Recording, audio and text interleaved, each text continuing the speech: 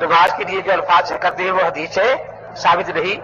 تو دیکھیں پہلی بات تو یہ ہے کہ ہمارے دلائل چار ہیں: کتاب، سنت، اجماع اور قیاس.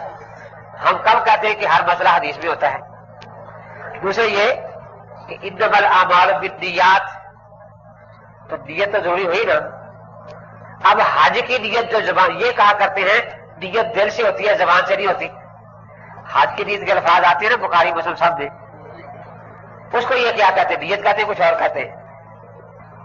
یہ جو جھوٹ بولتے ہیں کہ نیت صرف دل سے ہوتی ہے، زبان سے نیت ہے، وہ جو حضرت نے حج کے الفاظ فرمائے وہ الفاظ نیت ہے یا نہیں؟ ان کا جھوٹ کھل گیا نا. اور حدیث میں ہم نے اس پر حدیث نقل کی ہے. اب پہلے مسئلہ سمجھے، مسئلہ کیا ہے. ہم بھی یہی کہتے ہیں کہ اصل نیت دل سے ہی ہوتی ہے. اب صحابہ میں اور ہم میں ایک فرق ہے جس کا کوئی انکار نہیں کر سکتا.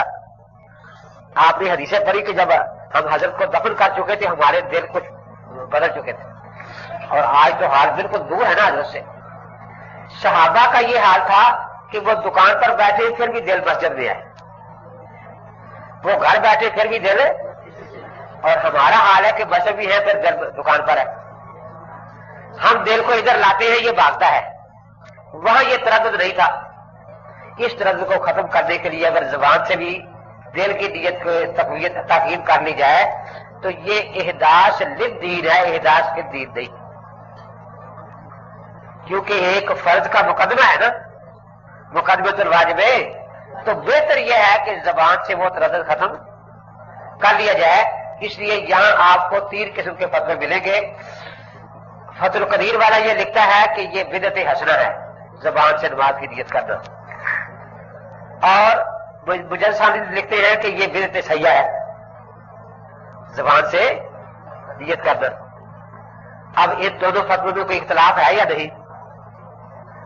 وہ کہتے ہیں بدعت حسنہ، وہ کہتے ہیں بدعت سیاح ہے. تو یہ اصل میں الگ الگ فتویٰ ہے.